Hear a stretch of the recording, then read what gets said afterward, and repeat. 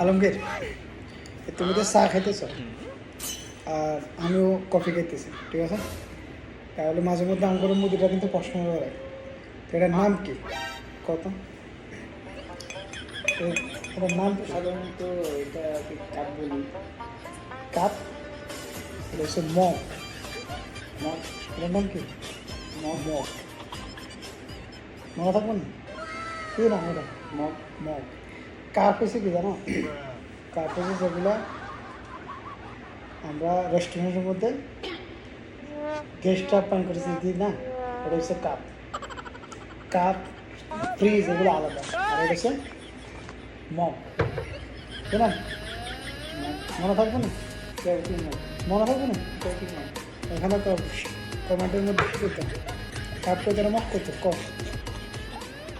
বলো, কমেন্টে জানাবেন, ঠিক আছে? আল্লাহ হাফেজ।